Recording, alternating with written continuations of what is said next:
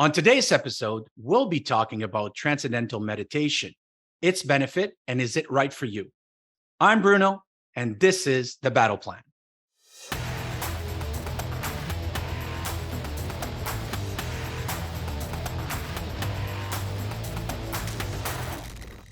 So today, to help me talk about transcendental meditation, I have my very good friend and my instructor, Garry Foster, who is a lead instructor for Operation Warrior Wellness in Canada. For over 40 years, he has brought the Transcendental Meditation program to the frontline healthcare workers, paramedics, and police officers suffering from trauma of PTSD. Now, with funding from Veterans Affairs Canada, he and his wife, Helen, have been working with the Canadian Women's Wellness Initiative and recognized Canadian charity, which provides a transcendental meditation training for veterans and the Canadian Armed Forces. Garry is a lecturer and author and has appeared on national radio and television and in newspapers in different countries. He is deeply familiar with the published research reporting lower stress level, decreased depression, increased resilience, and improve health for the simple practice of transcendental meditation techniques. He says he's still amazed how this ancient practice has such a profound impact on modern ailments and is honored to give back to those who run into danger to protect others. Not only this, but Garry, a little bit of history for who we're going to be talking to today, but Garry was a senior advisor for the ICIX Technologies group of companies in Montreal, consulting on business strategy and communication for software application and specialize in industry courses for life sciences professionals. He formed an advisory board of physicians from across Canada and managed teams, travel, and accommodation for several industry conventions in North America. Garry worked with colleagues to conduct market studies and business strategies under the National Research Council IRAP program. Under a grant from the National Research Council, he and colleagues were instrumental in planning and assessing the strategic advantages of physicians scheduling software applications for hospitals to use in pandemic preparedness in hospitals in Canada and the United States.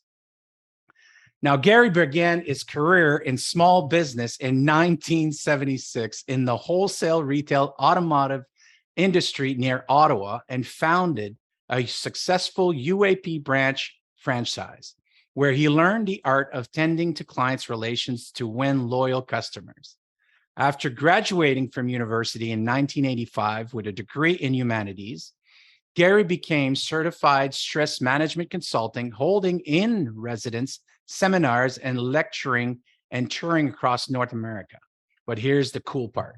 He has organized events and media interviews for George Harrison, Mike Love and the Beach Boys, award-winning Hollywood director David Lynch, geneticist John Fagan, and quantum physicist John Adlin, among others. Garry was a personal assistant to Canadian magician Doug Henning and organized the media launch of his theme park, which the Ottawa Citizen called the largest non-political press conference in Canadian history. In 2004, Garry was awarded a Doctorate of Peace from Meru in Switzerland. He continues his strong interest in peace-creating initiative. Garry has lived and worked in 8 countries and is an avid reader, published author, and photographer with a passion for collectors' cars. Garry, is there anything you haven't done? Welcome to the show. Thank you for that fabulous introduction, Bruno. Excellent. Thank you very much. Very, very kind. I have to live up to that. I have so many questions, and I know you were friends, and you're my instructor. Like I said, I've learned transcendental meditation from you and Helen. It was, once again, a life-changing tool that I got because I am a veteran. I was injured with post-traumatic stress disorder and other injuries, and I reached out to you guys, and you took really good care of me. So let's start with asking about what is transcendental meditation? Great place. Let's begin with the foundation and the beginnings. That's an excellent place to start. It's a very simple technique. It's completely effortless. And there's no concentration. This is very unique. It's actually a technique that's thousands of years old, but it has, as you mentioned at the beginning, it has a direct impact on modern ailments. So mental technique, thousands of years old and completely different from other forms of meditation. People often think, oh, meditation, I'm doing this, they're all the same. And there's this research and those claims. TM is very unique. You have to think about the era when this came out on the global stage, probably 1957. There were no other meditation techniques basically in the world. There were no yoga studios. And now there's yoga on every street corner, right across from every Starbucks. So it's the popularity and the acceptance is very high. So back then it was misunderstood that meditation meant a lot of effort. You had to be a monk, you had to be a recluse. You might get some experience after years of practicing, and you had to withdraw from society. It was meant for the religious order. It's none of those things. In fact, what's happened back in the early 60s, late 50s, is that whole understanding of meditation got turned on its head. And its origin is from the Vedic tradition in ancient India. And it was always kept, because it's an oral tradition, it was always kept in a very small circle of people because there was no way to share it with anybody without losing its original purity and effectiveness of the teaching. Mm-hmm. Airplanes came on the scene, so suddenly a teacher could travel around the world.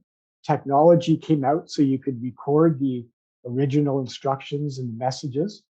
And so then you were able to multiply the message and share it with other people and get real results of what transcendental meditation is really all about. So the word transcend means to go beyond, and meditation is thought. So we're going beyond thought.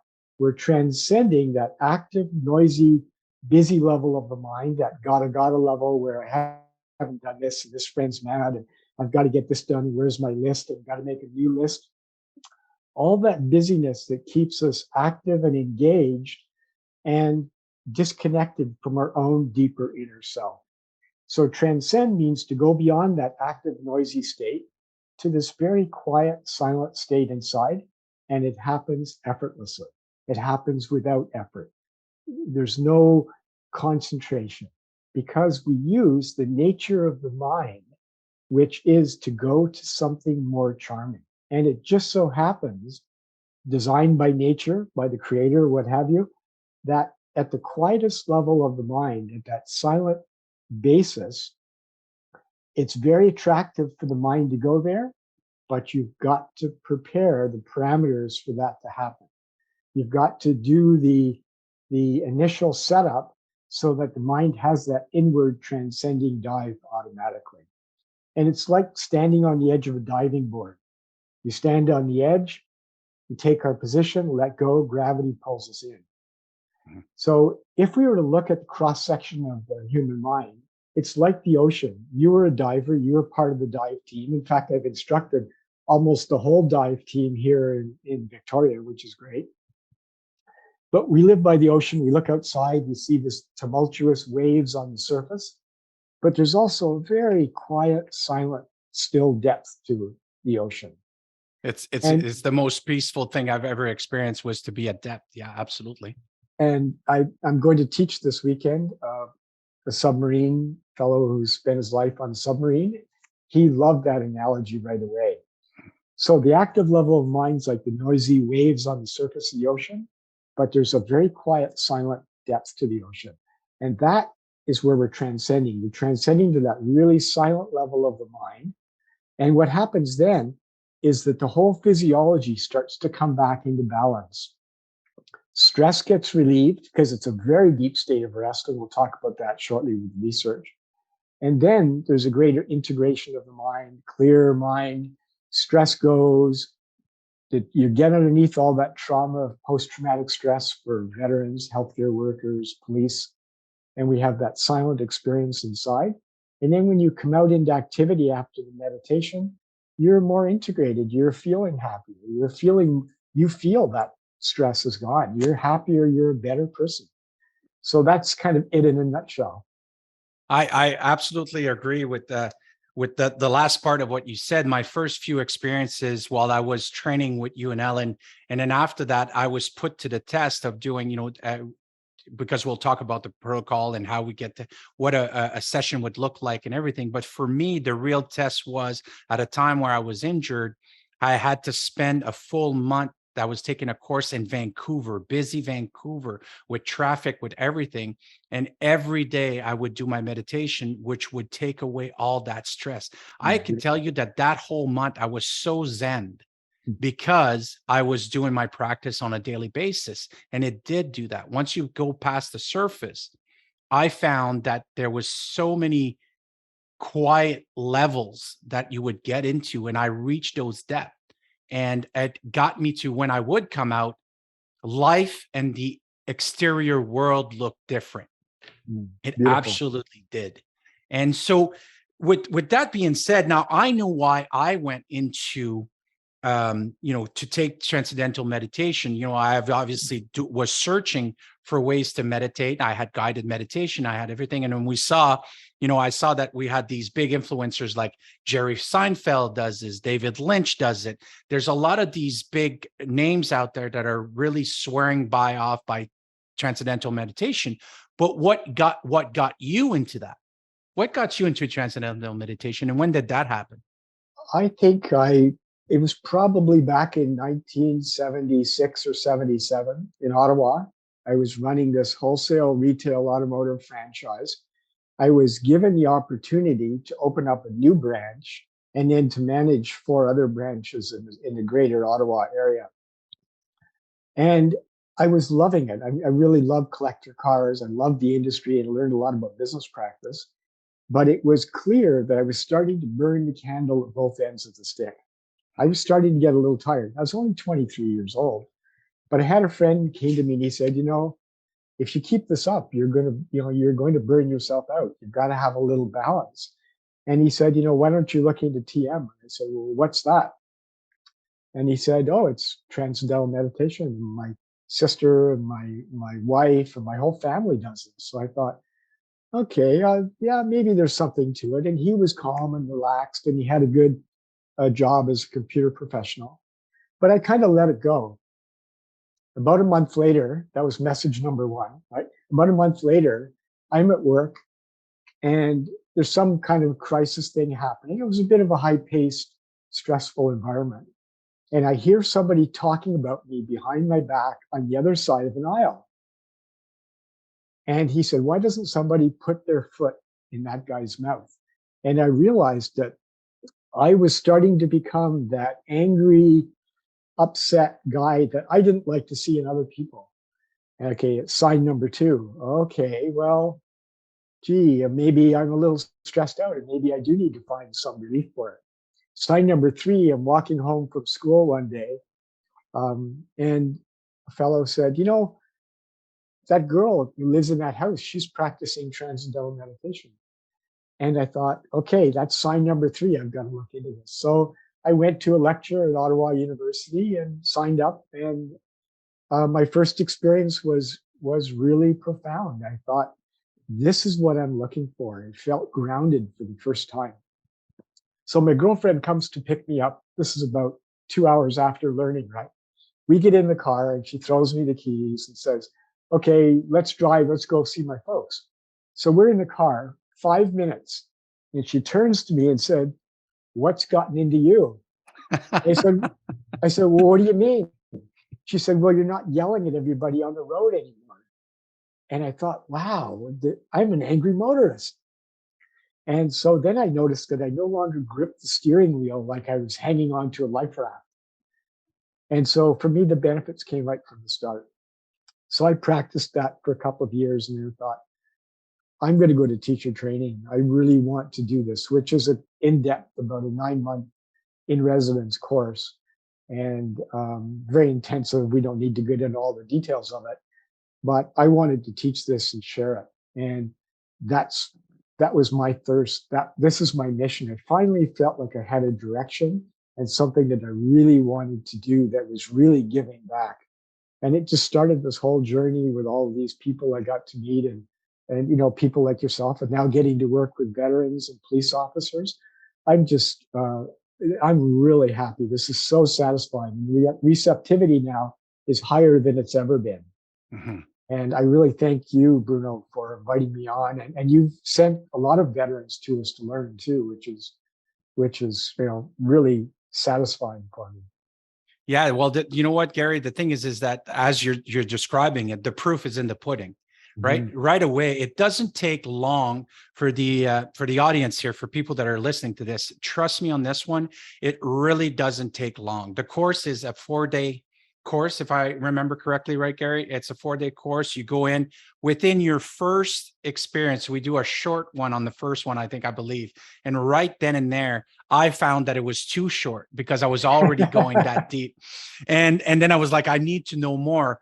But what I really love was the description of how other people started perceiving you after, how they were perceiving you before, because we can recognize ourselves, especially I speak for men here, of Yeah. the anger, of the stress, of everything that's going on in the business world and our lives and everything. And then all of a sudden you go to this one transcendental meditation experience, and right away people are noticing the difference. This is how powerful transcendental meditation is.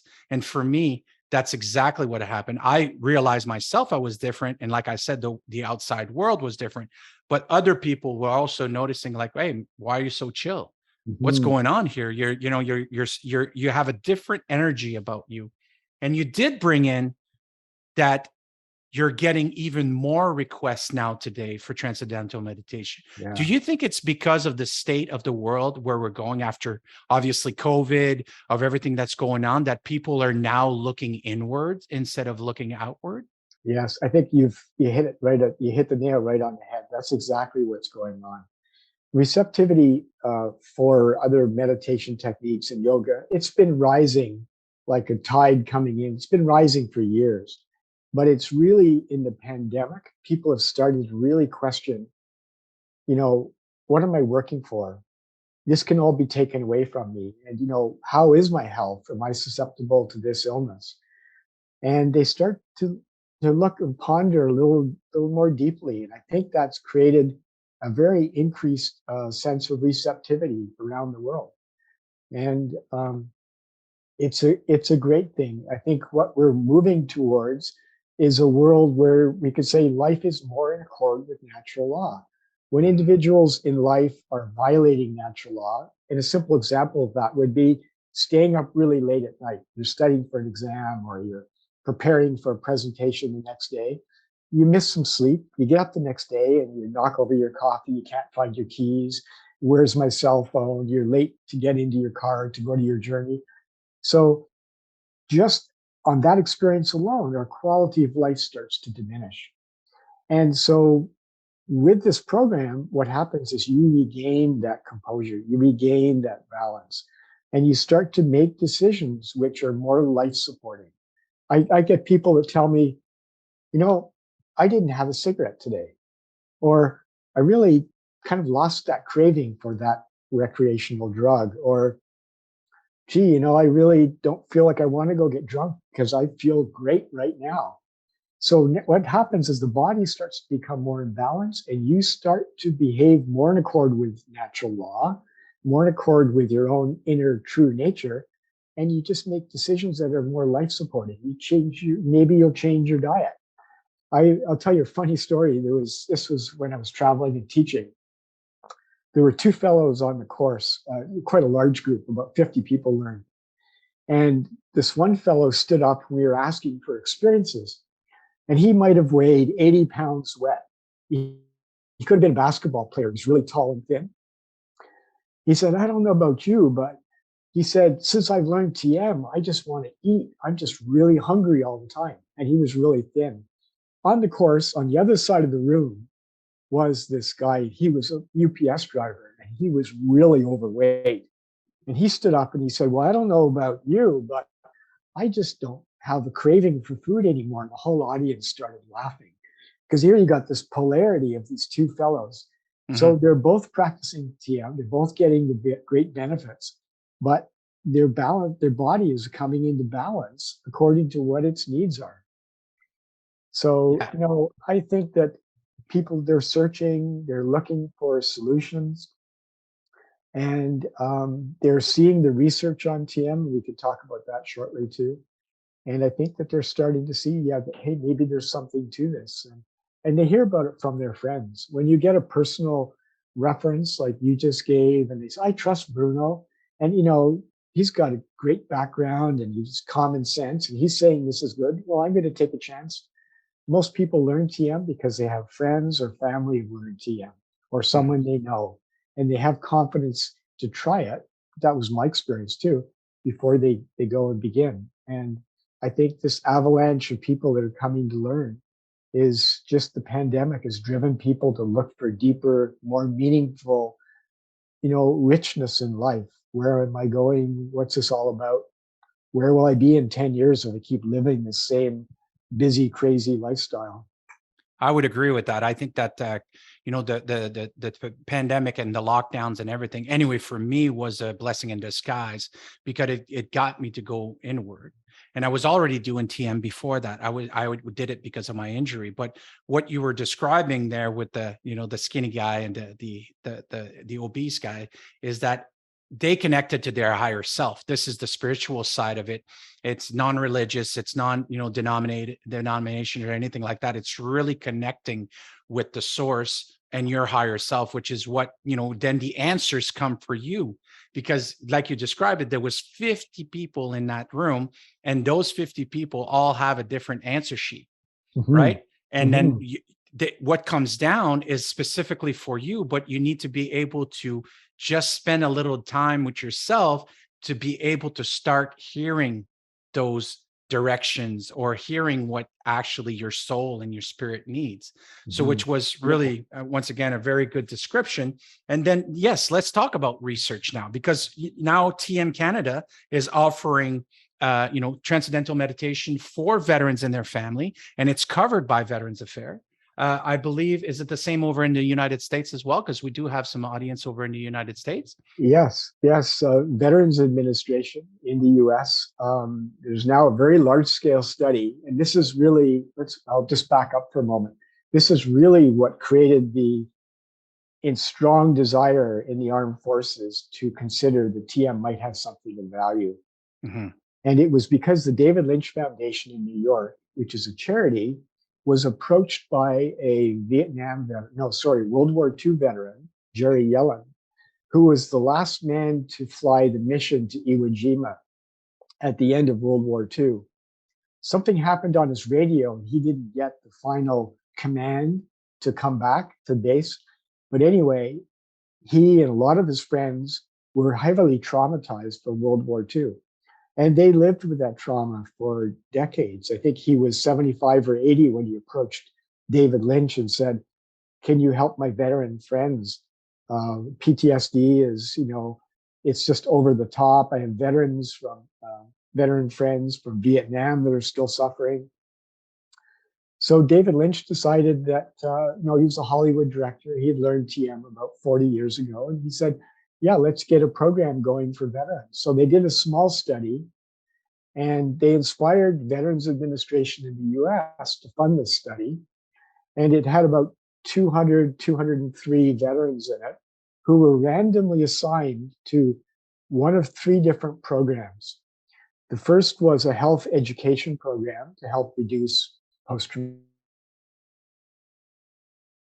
stress syndrome, and exposure therapy, which is the gold standard for reducing trauma and post-traumatic stress, because concept is that the individual gets repeated exposure to the trauma until it doesn't bother them anymore.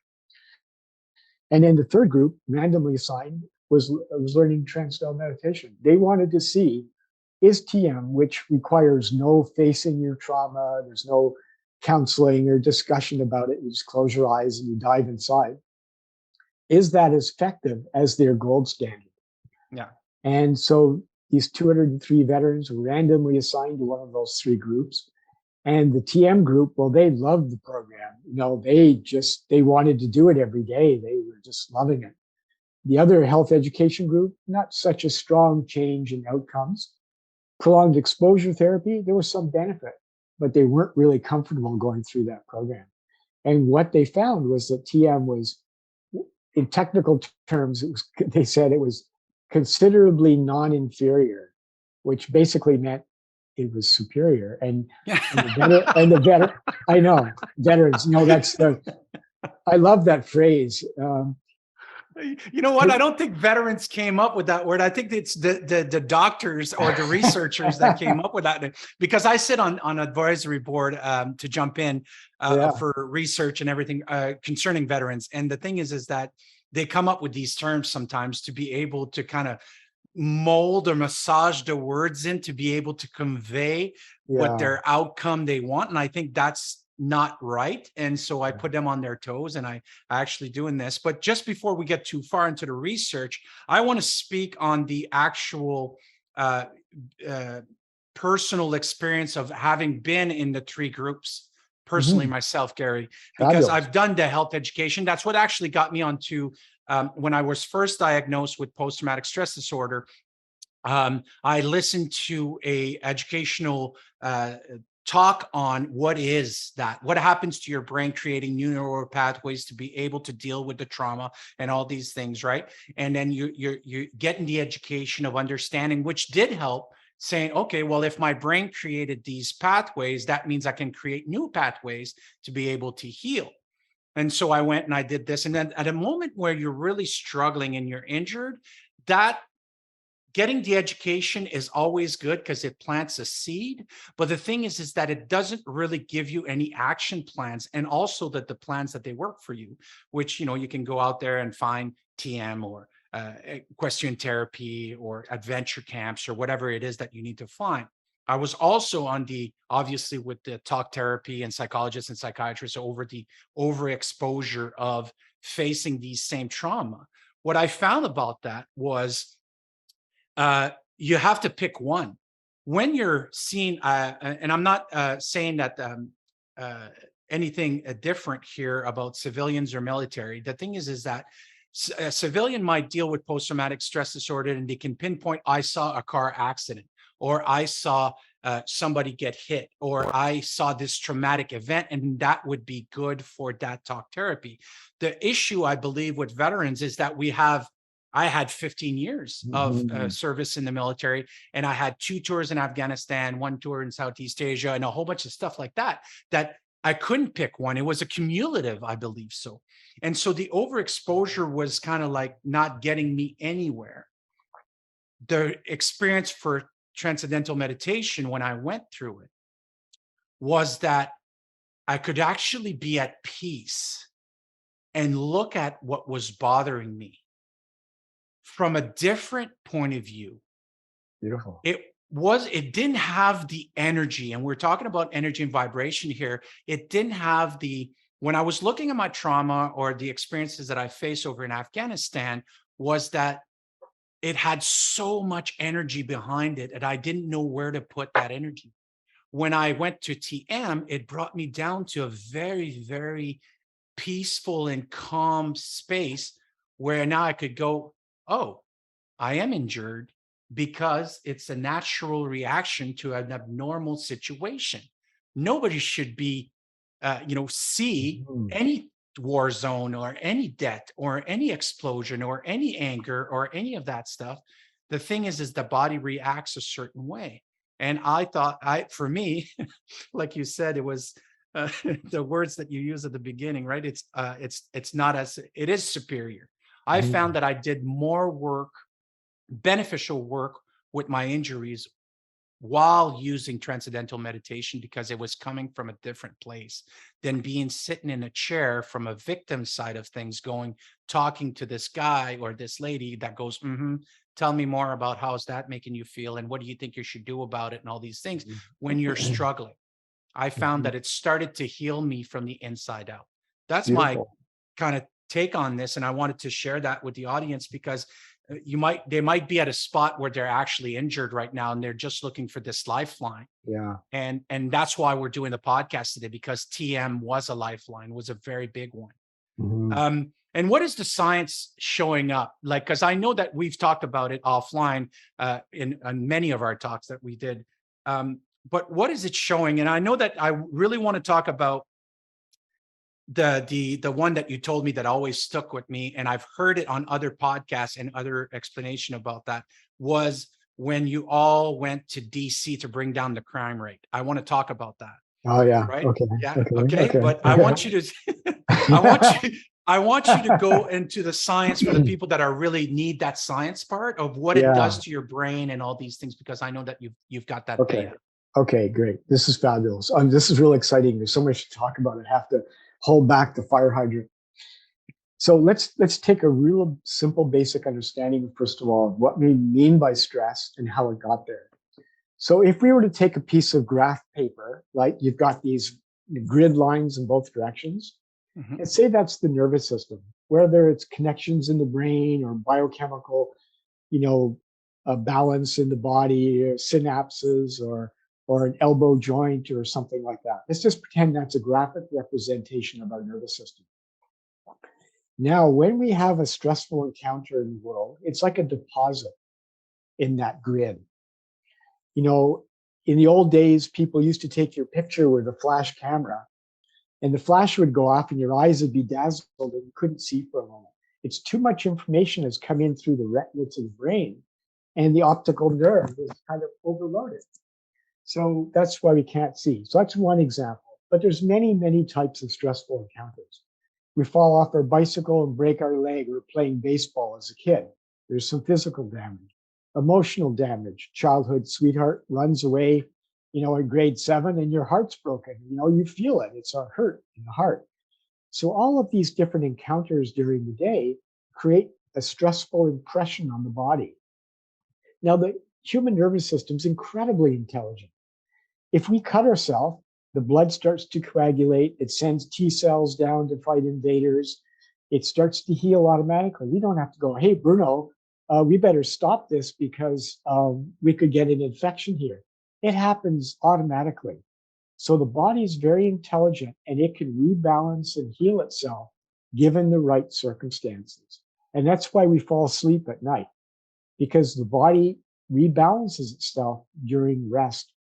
But the level of rest that we're getting at night, it's not deep enough to overcome and rebalance these deeper traumas like you're seeing on the battlefield. Police officers get all day long on the road, a doctor or a fireman fighting fires, a doctor in emergency wing. All of this stuff, like you said, it accumulates. And the deeper level of rest that you get during TM, which is deeper than sleep in just a few minutes, allows the body to get rid of that deeper fatigue and these impressions or these stresses, and then it begins to function more normally. And so what happens, the early researchers started to notice that college students were scoring better on tests. Their memory was improving, their grade point average was going up. And so they wanted to, wow, why are these kids showing increased creativity, intelligence, better test scores?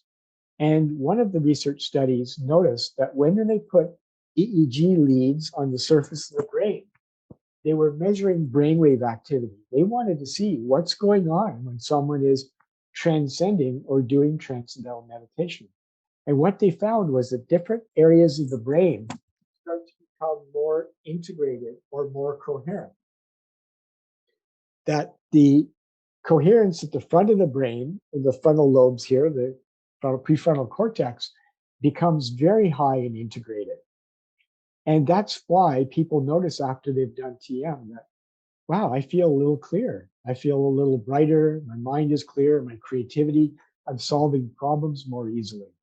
So that's just one of the early studies going back to the early 70s, which was real pioneering back then, showing that TM actually influences the coherence in the brain. When the brain is coherent, and you're thinking more clearly, you're more rested with less stress, you make better decisions. You get underneath all that stress and it dissolves in the meditation without you thinking about it. Whether one stress goes out that meditation or 100, who knows? It doesn't matter. We're just getting in there, and with a giant reset button, we're resetting the physiology. And every day you just sit down and just reset the physiology. And, after a couple of days, couple of weeks, few meditations, you just start feeling better. Sometimes like your experience, my experience, and most people I teach, in the room on that same day where they learn, people say two things to me. One, I can't believe how simple this is. And two, I've never felt this relaxed. What's going on here? Tell me more. What have I learned? What am I doing? Mhm. So that's Yeah. that's the basis of some of the initial research. And now it's well over 600 studies done on TM, independent research institutions, over 100 medical journals, science journals, all indicating that there's a huge parameter of changes taking place from lower blood pressure, decreased depression, reduced anxiety, reductions in bronchial asthma, increased resilience. And those are just a few, improved sleep. These are just a few off the top of my head. Just Yeah. because the body is incredibly intelligent, you just have to give it this really deep state of rest and watch the magic work. And it's fun. It's a very pleasant experience. It is. It is extremely. And then, you know what? Thank you so much for telling us about the science behind this, because I know that some people are a little bit more left-sided brain and they want to hear about, what does it do to the brain and how has this been tested and everything. And I think that TM is the most tested meditation example out there. And other people that are more onto the right side are more creative, more go with the flow and spiritually inclined. They understand the spiritual side, which we both talked about it. And then what I want to talk about is, like I said, it's the Washington, D.C., if I get Mhm. the correct one. It's always blown my mind. And like I said, every time I hear it, it just lights me up, because not only can we show it on machines, what it does, but what it looks like with the story you're going to tell, what it looks like in real life application when everybody starts doing transcendental meditation in one area. Tell us about that. Fabulous. It's really a deep point you're bringing out here. So let's go back to early 60s. The individual who brought transcendental meditation to the West was Maharishi Mahesh Yogi. He's the one who was well known for the Beatles and a lot of the Hollywood stars learned back then. He said that when you get a certain percentage, maybe 1% of the population, practicing TM in a city, you would start to see negative trends in that city go down. And he said it's because we're all connected. There's that phrase, no man is an island. We're all connected. And people practicing TM in a group have the effect of creating what you might call global coherence, not only coherence in the individual consciousness, but coherence in the environment. And it's because consciousness is fundamental. It's primary, and the matter, the body, is secondary. So, on this deepest level, nature and human nature is one and the same. Physics calls it the unified field of all the laws of nature, which is just understanding that things are connected. Now, I don't know how far you want to go into the research on this. Do you want to go into some of the Well, physics, or just talk the thing about? is that quantum physics it's the science's way to start explaining spirit, right? Yes. The field, the quantum field, right? Yeah. Which is where I think we're coming back to joining spirituality and science together. And the thing is that we would take that and we could go down that rabbit hole. And I would Yeah. love to. Maybe we'll do another episode on it. But I really Sure. want to share the story of Yeah. Washington, D.C., because it's going to put Okay. an actual human side to it, if Okay. you don't mind. Sure. Okay. So that was the early prediction. A few people in a group practicing together would create coherence in the environment. Now, this was tested many times in war-torn areas. It was tested in Lebanon war.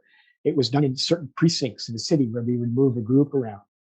But people had a hard time understanding this. Like, how can somebody sitting with their eyes closed influence crime rate? Well, crime rate is a manifestation of stress in the same way that stress in the body builds up and then it manifests as ill health in the body. Stress builds up in society and then manifests as ill health in society, which is crime rate, accidents, et cetera, et cetera. So the idea came after many studies that we should go to Washington, D.C., and predict in advance publicly that when this group was to gather, crime rate would go down. So Dr. John Hagelin, who you mentioned at the beginning when you were introducing me, he's a quantum physicist, Harvard trained, and he assembled a group of researchers. They went to Washington, D.C., and they approached the top universities and top researchers, independent of any of the TM group or the TM researchers, and said, we're going to do a crime study here. We're going to gather statistics from the FBI and the police crime index, etc. And we want you to use your statistical analysis and measure crime rate trend during this 2-month experimental period. And so independent research board was gathered. They agreed. Then they went to the police department and told the police chief of Washington, D.C., we're going to bring to your town about 5,000 TM meditators, and we're going to rent all the dorms in Washington, D.C. This is 1993, 94. And this group is going to come for a 2-month period and practice their TM together in group in a large hall. And then at the end of this assembly, this course or this instructional experimental period, the group is going to disband and all go back to their different countries. So the word went out that we were going to have this big experiment. People took their vacations, they took time off work, they came from many countries around the world, flew to Washington, D.C., and we said to the police chief, we're going to come in, this is what we're going to do. We just want you to give us your crime stats, because they know every day the homicides, the rape, the break and enter, the accidents. They have all that statistics, right? And they have the crime rate trends for the previous years. And the police chief said, okay, I'll go along with this. But he started laughing and he said, nothing is going to lower crime in the city unless we had a snowstorm in July. And this is when the experimental period was, June, July, I believe it was, or July and August. And there's a correlation between temperature. When temperature goes up, crime rate goes up. So his comment was quite insightful, really, that if we had a snowstorm in July, that would lower the temperature in the city, lower the mental temperature, and that would help reduce crime. Right. So the researchers left, Dr. Hagel and the researchers left, and they could hear him laughing in his office, like, this is far-fetched, because they tried everything. Mm-hmm. More officers on the street, different tactics and all of that. And so he agreed that they would release the statistics. And so this group came together, 5,500 people, I believe it was, for a 2-month period. At the end of the 2 months, everybody was told to go home immediately, not to dwindle in town and sightsee, because then the effect would still be stretched out over time because people would be meditating in their hotel rooms. So people went home, and it took them a while to gather all the statistics. I think it took about a year before the study was actually published and fully documented. But they expected the crime rate to go down about 12, 16%. Now, normally crime rate goes up about 8% per year. During this 2-month experimental period, the crime rate went down about 16 to 18%, maybe even 19. So not only did it not go up 8%, but it went down 18%. And at the end of that period, you could see on the chart, they measure all the homicides and the rule infractions and all of that. End of that period, crime rate shot back up again. And that was published in a top journal in criminology, and they followed all the scientific method. But it just showed that people are connected on this deeper level. And when you're transcending together in a group, you're enlivening that field of intelligence in nature that's transcendental to that active level of the mind, which physics calls the unified field. And so now we've got two things. We've either got the biggest hoax in criminology, or we've got an incredibly powerful tool for reducing crime, even in war-torn areas like Lebanon and the Middle East, where it's also been demonstrated. But it's such a far-fetched idea. It stretches people's boundaries of what's physically possible, that it's still taking a long time for people to recognize that. So we keep teaching. Go ahead. Yeah, which is what I was going to bring up, is that, you have the proof. Once again, it was a research, it was done. Why didn't they start implementing this? It's because people can't wrap their heads around, because what I call, when I work with my clients, or, I'm talking to veterans or whatever, is that people think we're human doings instead of human beings. Yeah, How beautiful. could we just, you said it earlier, right? How could somebody who's sitting down with their eyes closed bring down crime rate? How is that even going to happen? But it does. And it works Yeah. every single time. So with our conversation, once again, why isn't that being implemented, is because it's far-fetched. People say it can't be. It needs a lot of money. We need to implement more cops. We need to do all of these. We need to do instead of being, we need to be, and Yeah. have these things happening. But I think, and I want to say this very, very seriously, I think that the pandemic has shifted that. I Mhm. think that now personally people are reaching out, and this is what's going to help with the evolution of consciousness. I'm bringing this back to personally now, Yeah. because we've talked about how it affected us, veterans when they're injured, people that are stressed. We've now spoke about doing it as a group and what it does to the city of Washington, D.C., bringing it down from 16 to 19% when it should have been going up. And now, if somebody that's listening to this, which is where I'm bringing back from reading your biography, and we know that, Jerry Seinfeld and very successful people are doing transcendental meditation. So if somebody is not injured, or is not struggling, or is not looking at bringing down the crime rate of Washington, D.C., Mhm. how is transcendental meditation able to help them? Mhm. Would it be with focus? Would it be, because you've done a lot, right? You've obviously worked with, like I said, with the Beach Boys, with George Harrison. What is transcendental meditation a big proponent, or the proponent that got you to do all these different things? Because you're a published author, you've got books. I have one of them actually, and then you do so many things. Is transcendental meditation good for that? Yes, absolutely. For the creative types and a lot of these prominent Hollywood people, Martin Scorsese, Clint Eastwood, David Lynch, George Lucas, a lot of these people have learned TM. These are highly creative people. And, people on the front lines of creativity, where you're demanding each day to think of new creative jokes or stand up comedy or new angles in a movie, they love this because you're diving into that pool of creativity. So whether you're an artist at home, people comment that their color scheme improves. Whether you're an artist or photographer or a writer, I started writing after I learned TM. I even went back to university just because of that kind of creativity woke up inside. So regardless of what your profession, whether you're a businessman, Ray Dalio, one of the most successful hedge fund managers in the world, whether you're an artist or a scientist or a housewife or young children at school, we all can benefit from this. And it comes down to TM creates much better health. It brings resilience. And if you have good health, you can enjoy whatever you're doing. If you don't have good health, then, everybody suffers. Your family suffers because they're worrying about you. There's huge costs to the healthcare system.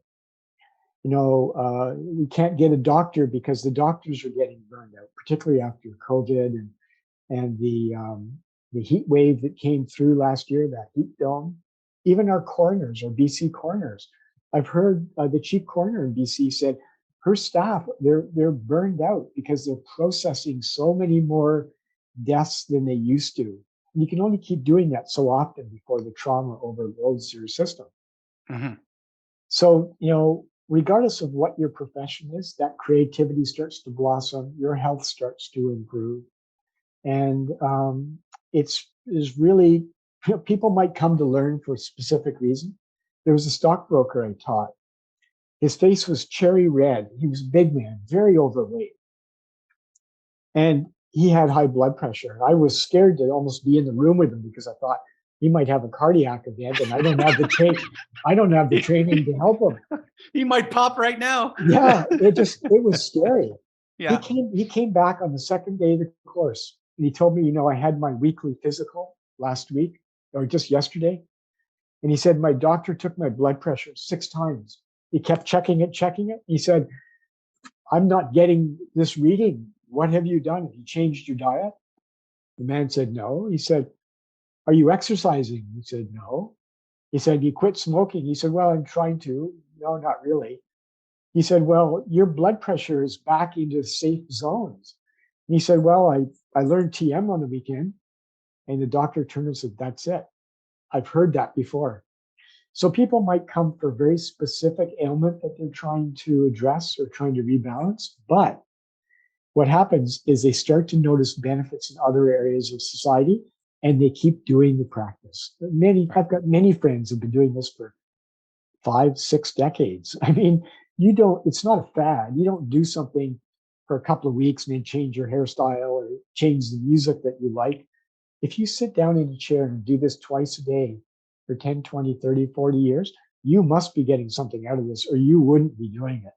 Exactly. It becomes, it's what I say, get high on your own supply. It totally is, with breath work, with transcendental meditation and everything. But I'm going to tell you that once I started doing transcendental meditation, all these other things that, once again, my higher self was telling me, do some breath work, pranayama, and doing, eat differently, eat better. And I brought down my blood pressure. I brought down my ailments and everything and all that.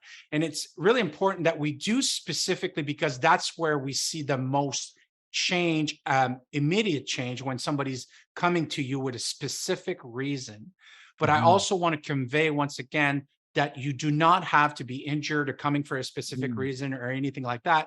Transcendental meditation can help you to grow into your life, to achieve success, to be healthier, and to find maybe some of the answers you're looking for. And that leads me into my next question, Garry, is somebody that's listening to this, and we'll give all the information at the end of the podcast, or where they can reach you or where they can go and all these things. And we'll put it also in the comments in the description of the podcast so that they can click on the links and all that stuff. But if somebody right now is listening to this and is really interested, what would the process look like from either clicking on the link to giving you a call? Beautiful. Great question. Okay. So generally, what happens is people will see something online. They'll see one of the video clips, or they'll see some of the research or what have you. So they'll make a phone call or they'll send an email. And now, because of the internet, we're very connected. They'll get an immediate response back, because they'll know what area of town or what country the person was sending their request from. And they'll get a reply back and say, this is the phone number or an email for a teacher in your area. And almost every city in the world has TM teachers now. And then they'll come to what's called an introductory presentation, which is about an hour long, or they can do it over Zoom, just like we're doing right now. Yeah. And they get all the information that they need, some research, ask questions. It can be one-on-one, very personal, or there might be a few people at the talk. And then they make a decision whether they want to learn. And, there's no high pressure. There's no high pressure salesperson. We know people come and they're just kicking tires. Maybe they're a little bit interested, or maybe I see people come with stage 4 cancer that are really desperate. So whatever reason they come, they just decide if they'd like to learn. So if they decide they want to learn, then the course is 4 days, and they're consecutively an hour and a half a day over 4 consecutive days. That's one of the requirements to learn TM. And in that very first session of TM, you'll learn to meditate. You'll practice it by yourself, and we make sure you're doing it correctly. And you go home and you do it yourself a couple of times. Then you come back the second day, the third day, and the fourth day, and you get more instruction based on your experience. And each day you get a little more instruction based on that. It's a very structured course. It can be very private if it's one-on-one, and we get people that don't want to be in a public group learning TM. That's absolutely fine too. And then there's a credible follow-up program, because we realize that support is really important. People have questions. Maybe it's a female and she has a child and she gets really busy, misses a lot of sleep, doesn't have time for TM. So we have a good follow-up program where someone could come back to the program years later, receive some simple instructions, get refreshed, and then pick up the practice again. Or just people like to meditate in group. They start feeling better. They want to meet other meditators. So you come and you meet other meditators. There'll be, once things kind of open up again, we'll have more kind of in-house sessions in our local centers and teaching facilities.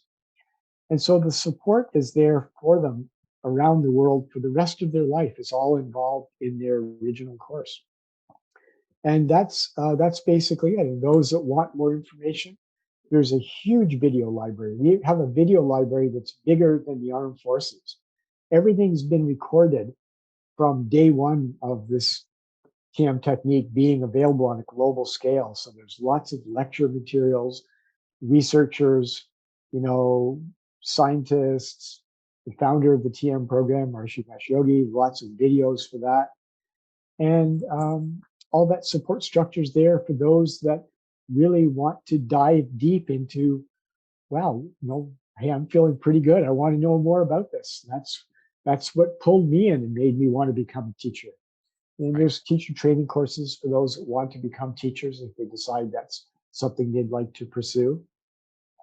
So there's a great support structure, and it all starts with that just initial call or email to us, and then decide if you want to take those 4 days of training. And it's an hour and a half. You just sit in a chair. I'm not asking you to do 50 push-ups, 4 laps around the track.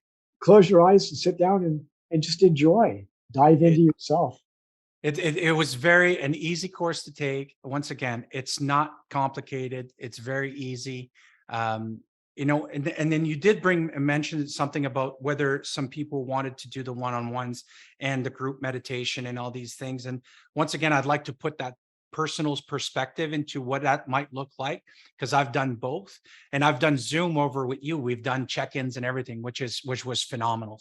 So here's what it is for the audience that are listening out there, is that when you do go into the group, I'm going to tell you that the feeling and the experience is highly heightened. It's like this energy that just vibrates. It's like everybody's helping everybody to go deeper. I found that connection. And every time that I stepped into the center here in Victoria, BC, you feel that energy the minute you walk in, the peace, the just this Zen place that just vibrates and already starts the process of calming you down. And everybody's such on this vibrational frequency of just being chill. You go into the room and you start doing your meditation with the group. I found it so powerful. And then I had the experience of sitting in a room with you one-on-one, because I was telling you, hey, you know what? I'm a little bit off track here. My practice is not really going as deep as I used to. I don't know if you remember what I was telling you. I was kind of, finding these layers of things coming up. And then we sat down and we started once again, you checked in, and then we started meditating together. It was so powerful. And then I had the experience of going on Zoom through the pandemic and you and I doing some check-ins. And I'm going to say this once again to the audience, is that this stuff works from anywhere. It doesn't matter. Don't be deterred by, oh, I need to go somewhere, or I need to be around people or whatever, especially for the veterans and police officers and first responders that are listening out there that are having an issue with crowds. I highly recommend that you reach out, and then you do the Zoom if you need to do the Zoom. You just get you started by the way that you'll feel comfortable with starting. And I'm going to tell you, things are going to change if you fully invest into yourself. But it starts with the first question: do you really want to heal and find what's out there? And that's where it starts. It's beautiful. That's where it starts. Thank you, Garry. Thank you. I'd like to add something to that if we have a minute. Okay. Oh yeah, we do, absolutely. Yeah. There's a new procedure now where people can learn. First of all, the first day of instruction is always personal. It's one-on-one with an instructor, and it'll always be that way. It goes back thousands of years that way, so that never changes. But now, because of the demand, but also because of internet technology, people can take the second, third, and fourth day of the course online through a digital process. Okay. And it's the same course exactly, except that they can do it from the comfort of their own home. And this is really helping people that don't have a teacher maybe in their area. Maybe they're coming from, up north or a province away or what have you, and they can come to Victoria or whatever city that's close to them. They can learn TM. And then they don't have to get a hotel and stay for the rest of the course. If you're not from that same city, they can go back home and then just plug in, and you could do it on your computer online. It's the same course exactly. So that's helping a lot of people learn that didn't want to travel. Now, for veterans, and particularly because we're giving a much more in-depth experience, and we have a pre-test and post-test, so we want to measure them on standard uh, quantitative tests of mood and stress and anxiety levels, etc. So we do a pre-test before they learn TM. They practice TM for a couple of months, and then we do a post-test, the same questionnaire at the end. And those results then get tabulated by our researchers. And this new researcher that we have is here at UVic, I believe it's UVic, instead of Laval in Montreal. And those research then stats are confidential, they're tabulated, and it goes to Veterans Affairs Canada. They don't know who the veteran was that learned, but then they can see, oh, this is before this person had high anxiety, maybe was suicidal, and now they're living with their family, they're healthier, they're happier, there are fewer incidences of depression, etc.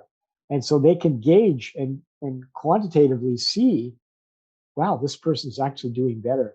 And that's what's given Veterans Affairs Canada confidence to renew their grant so that we can teach more veterans. So we're on our second wave of that grant, and we'll keep doing that and hopefully be able to reach more people as they gain confidence in the program. And we do that also for the police department too, but it doesn't go to Veterans Affairs Canada, Right. Just because they're not funding it. Awesome. Thank you so much, Garry. So before we kind of tie this up and go on our way here, where for the veterans, where would they reach out to get access to TM through Veterans Affairs? Well, I would go to the main website, and it's the Canadian Women's Wellness Initiative in Canada, Canadian Women's Wellness Initiative, and I'll give you the link where they can go. And the head office there then will get them in contact with the local teacher in their city who can then offer the program. The veteran has no paperwork to fill out other than just the application form, simple.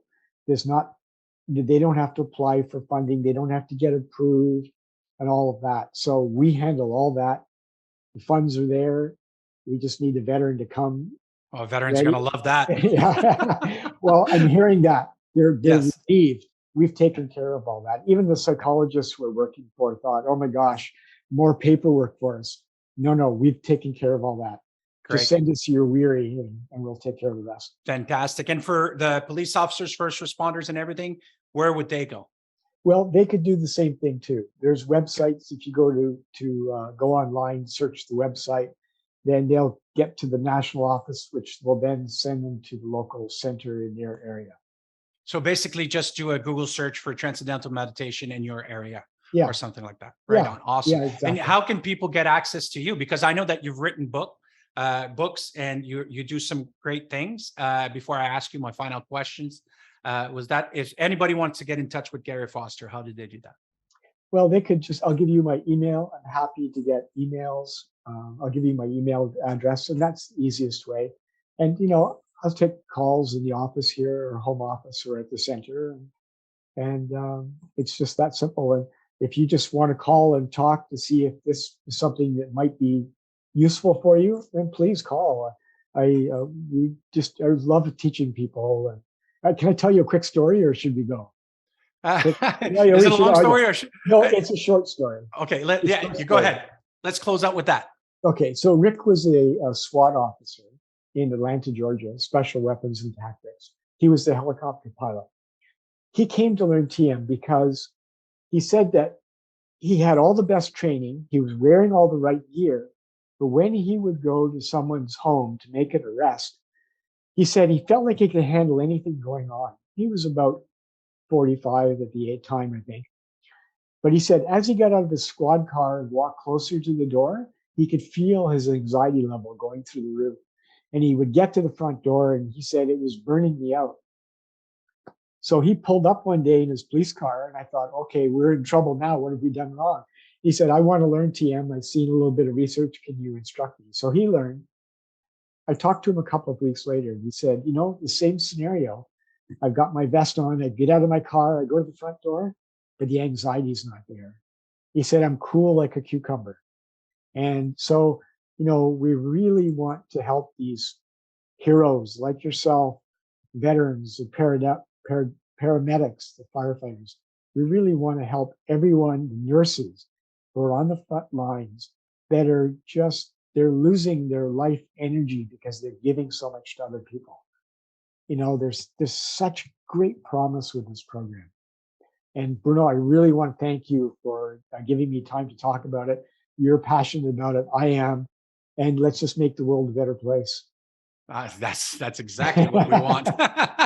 Because we know we can do it both from our studios or our living rooms and everything. But I think that now is the time where people are actually looking for these answers. So Garry, thank you so much, one, for being a great instructor, for being an amazing friend, and for taking your time today to come in and tell us about the benefits and the magic of what Transcendental Meditation does for us. So everybody out there, I will leave the contacts, the links and everything into the description. If you need to obviously get in contact with Garry, or you're finding you need some more questions, obviously comment, send me an email or send me something, and we'll get you in touch with the right people. And Garry, once again, thank you so much for coming onto the Battle Plan. Guys, this is Bruno. This has been the Battle Plan. I'll see you on the next episode.